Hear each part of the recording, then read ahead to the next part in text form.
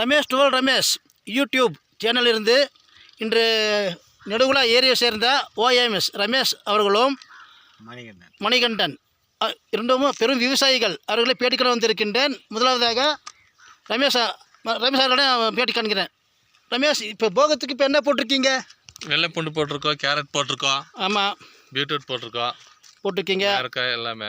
இப்போ எப்படி இருக்கு விளைச்சல்? எப்படி இருக்கு? இப்போ ஓரளவுக்கு விளைச்சல் இருக்கு. ஆனால் இதுக்கு பிற்பாடு ரேட்டு தான் இங்கே நாங்கள் எடுக்கும்போது எப்படி கிடைக்குன்னு சொல்ல முடியாது. இப்போதைய ரேட்டு எவ்வளோ போயிட்டு இருக்கு? இப்போ கேரட்டில் ஒரு 50 to 60 போகுது.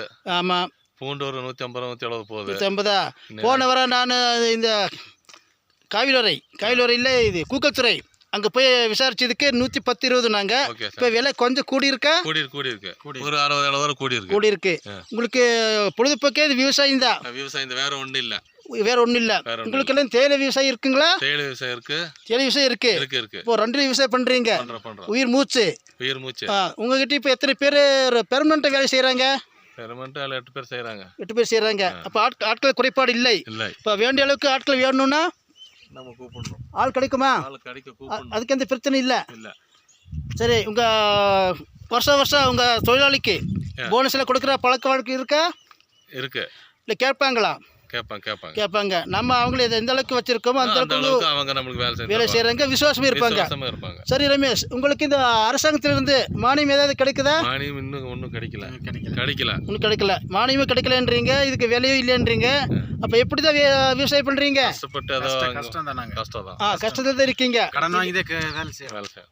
அதாவது நஷ்டப்பட்டாலும் கடன் வாங்கித்தான் விவசாயமே பண்ணணும். அந்த நிமிடம் இருக்கீங்க. பார்த்தா ஒரு விவசாயம் வந்து பெரிய பணக்காரங்கிற அளவுக்கு இல்லை.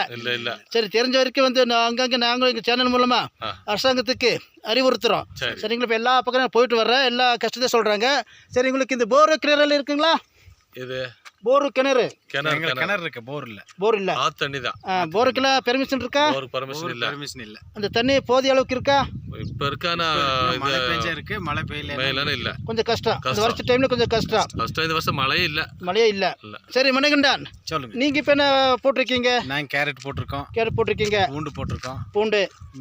புரோக்கோலி போட்டிருக்கோம். இப்ப அறுவடை செய்யற நாளாச்சா? இல்ல, இன்னும் 1 மாசம் ஆகும். 1 மாசம் ஆகும். இந்த 1 மாசம் இருக்க தண்ணி ஊத்தணுமா? தண்ணி ஊத்தணும். மழை இல்லைன்னா தண்ணி ஊத்தணும். எப்படியே தண்ணி ஊத்திட்டே இருக்கணும். இப்ப கொஞ்சம் விலை இருக்குங்களா?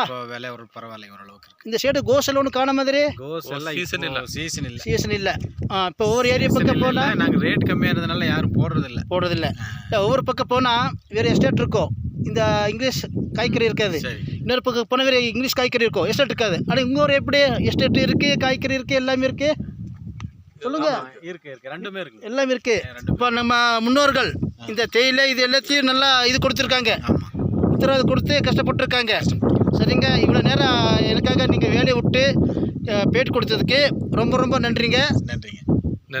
மணிகண்டன் மற்றும் விவசாயிகளுக்கு எங்கள் சேனல் மூலமாக மிக்க நன்றி.